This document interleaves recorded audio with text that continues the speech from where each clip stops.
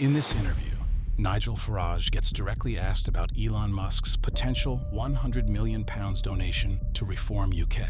His response: "I don't know anything about this story at all," but then immediately says they'd take legal money if offered. This isn't just another political interview.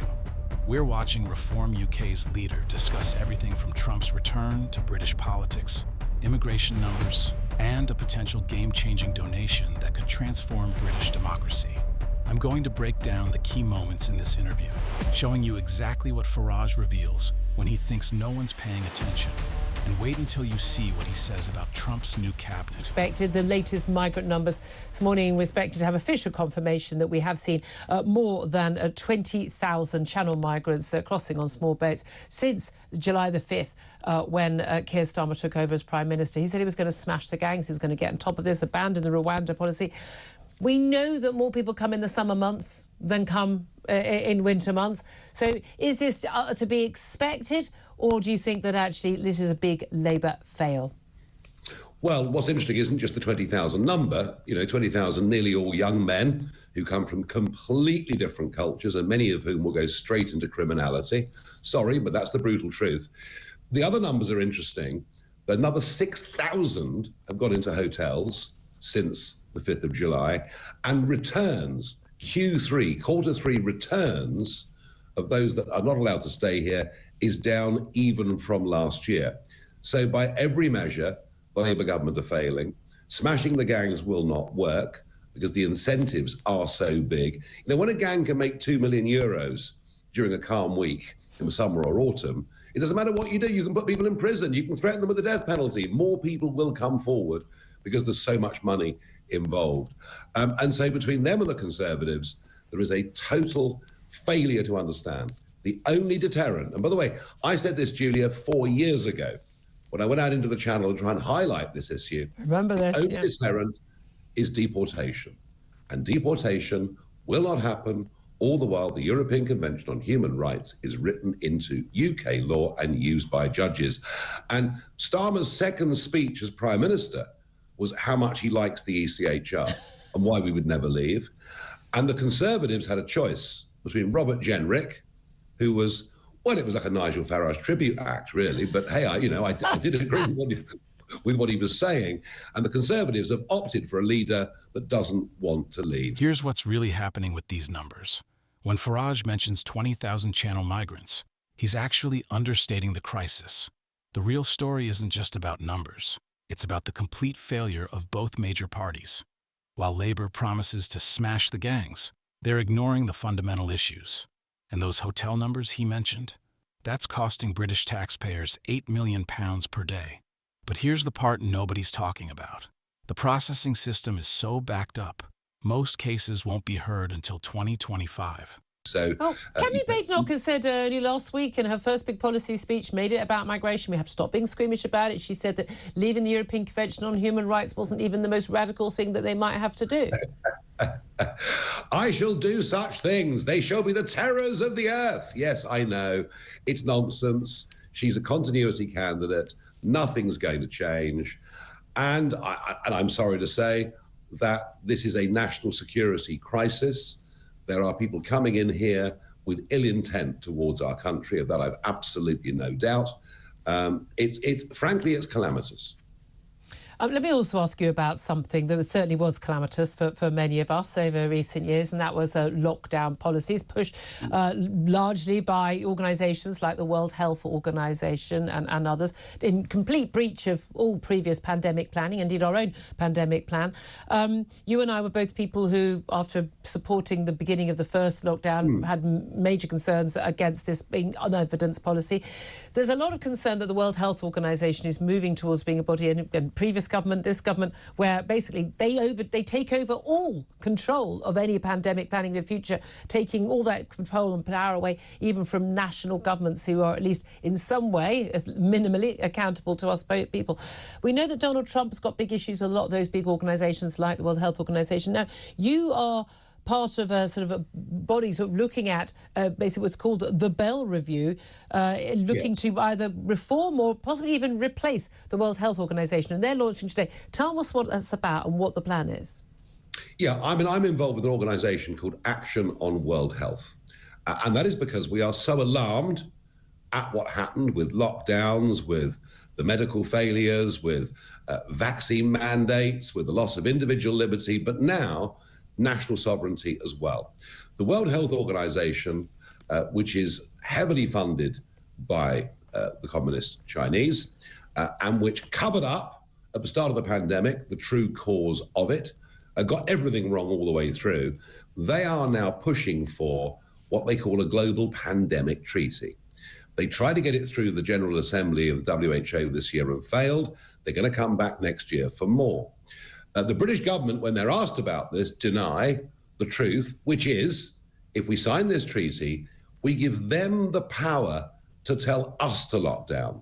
We give them the power to tell us which drugs may be appropriate or not. We give them the power to say a certain percentage of our vaccines might need to go to Africa or somewhere else. That is an unacceptable loss of sovereignty anyway, and to give it to a group like this, which is clearly heavily politically influenced by Bill Gates, the Chinese communists, and goodness knows who, that is unaccountable in every way, is wrong. And yet, just 2 weeks ago, the Labour government announced we're giving them another £310 million of British taxpayers' money to a failed organisation. Let's break down what Farage just revealed about the WHO.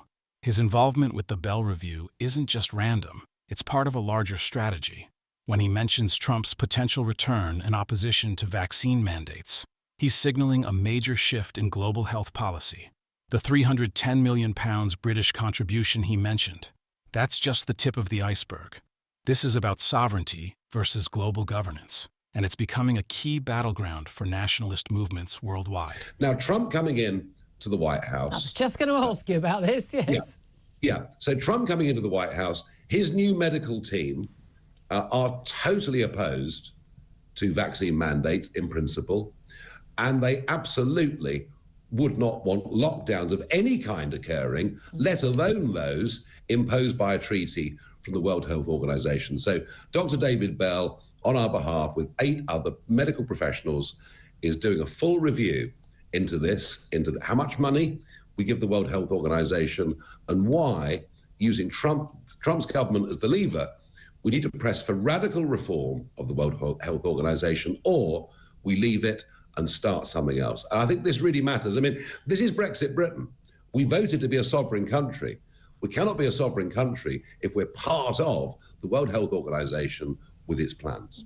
So you've got very close ties with Donald Trump. There's lots of talk about what possible role you could have in helping Britain, especially if we faced, along with Mexico and Canada and China and possibly the EU, tariffs, and whether you would step in.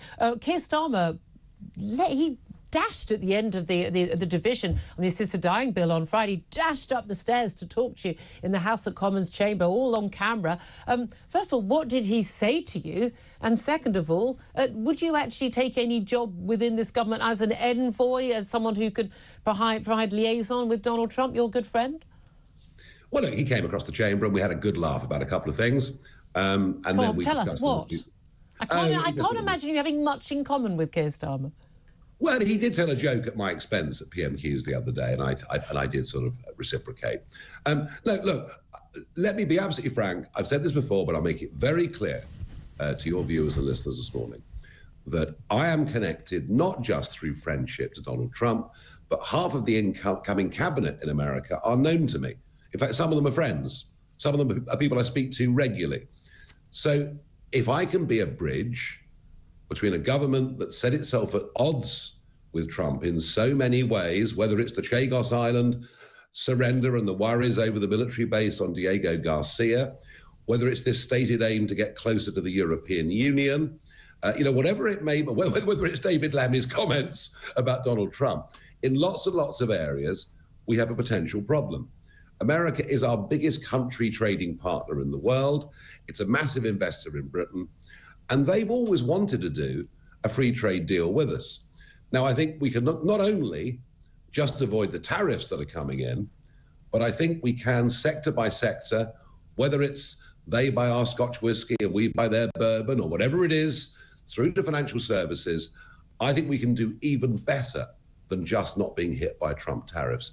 And if I can help through interpersonal relationships to sort of smooth the way, I would do so not because I'm a supporter of the Labour government, but because it's in our national interest. This conversation about Trump is particularly interesting right now. When Farage talks about his connections to half the incoming cabinet, he's not exaggerating. These aren't just casual relationships. They're strategic alliances. Through his media appearances and private meetings, Farage has positioned himself as a crucial bridge between Britain and a potential second Trump administration. The trade implications he mentioned aren't theoretical. They could reshape the entire UK-US relationship. Very interesting. Can I also ask you actually about what's going on with the current president? In the news, we woke up this morning to the news that despite saying repeatedly he would never do this, the White House spokespeople saying repeatedly he would never do this, the outgoing president, Joe Biden, has decided to offer a pardon to his son, Hunter Biden. He's facing sentencing on 2 charges involving tax evasion and lying on his gun licence form because he was a drug addict at the time. He faced up to 25 years in prison. Unlikely he was ever going to get that. Yeah. But he's given him a pardon going back a whole 10 years. Is it reasonable for him to expect, well, A, for him to do that, and B, for him to expect, as it would appear he does, some sort of judicial retribution on his family from the incoming President Trump? Well, the first thing to say is that Donald Trump is not vindictive in the same way that the Democrats are. He's actually a very forgiving man. Lock her up isn't vindictive. Yeah, no, look, that was campaigning and, that was a long time ago. He is not, this administration is not going to waste its time on vindictiveness. What Biden has done is, of course, deeply hypocritical because he says that the charges against my son were political. Well, what have they done to Donald Trump? What has the Department of Justice done to Donald Trump on a whole variety of charges, many of them for things that have never been crimes in previous American history? So it's deeply hypocritical. And for Hunter Biden to be pardoned for anything he might have done for the last 11 years is truly astonishing. But it tells you all you need to know. And thank goodness the Democrats are on the way out. We've got a refreshing, exciting new president with a new team coming in just a few weeks. Notice how carefully Farage frames Trump's character here. When he says Trump isn't vindictive, he's trying to reshape the narrative. But look at the contrast. He immediately brings up the Hunter Biden pardon, using it to highlight what he sees as Democratic hypocrisy. This isn't just commentary. It's strategic messaging for both US and UK audiences. Do you think that Donald Trump and what he does in America, whether it's about tackling woke madness, whether it's about tackling net zero madness and other issues, now there's a lot of stuff with him I massively disagree on, but on those 2 issues, certainly with him. Do you think that any of that is going to hit us downstream? Is that going to change what happens here in Britain? Oh, everything that happens in America happens here a little bit later. I mean, whether it's music or culture or film or business practices or even woke, which of course started in America and spread to us and interestingly, hasn't gone to France and Germany in quite the same way. Look, I think there is a massive political sea change that is going on. It's being driven by Gen Z. It is the sort of 18 to 30-year-olds who are looking at the world very differently. And yeah, I'm very confident. Not everything, we're not identical, but many of the things that Trump is trying to do will become mainstream views in this country. And how interesting to see that Trump's personal popularity in Britain, despite a constantly negative media, is now higher than that of Keir Starmer's. And I think even commentators, Julia, like you, will be changing your tune as this second Trump administration. No, I said if it were given the choice, he's the candidate I would have voted for. I said that many times on this show before the election. Just finally, he's obviously a big supporter, is financially as well, is Elon Musk. This transition to discussing Gen Z and cultural changes is crucial. Farage is pointing to a larger trend that's often missed in mainstream media. The shift he's describing isn't just political, it's generational. When he mentions Trump's rising popularity in Britain, he's setting up the groundwork for something bigger. The timing of this interview, just before the MUSK funding revelations, suddenly makes a lot more sense. SpaceX and X, as we all still know as Twitter, he gave huge amounts of money. He's talking about giving you, apparently, $100 million to help Reform UK win the next gen election. Now, of course, he's a foreign national, but of course he has companies in Britain, so he could funnel it legally through a company here. First, would you welcome his money? And second, would that be enough to help you win the next election? I don't know anything about this story at all. Nothing whatsoever. It's a Sunday Times story. Somebody has said something to someone. I've had no indication of this whatsoever. Would you take the money if it was offered? We'd take legal money if it was offered to us. Of course we would, yeah. When you think that the big party machines raise tens of millions every year, and we are a little bit like David with a small stone in a sling, of course, we need money as a party. Of course we do. But whether there's any truth in this story, I have honestly got no idea.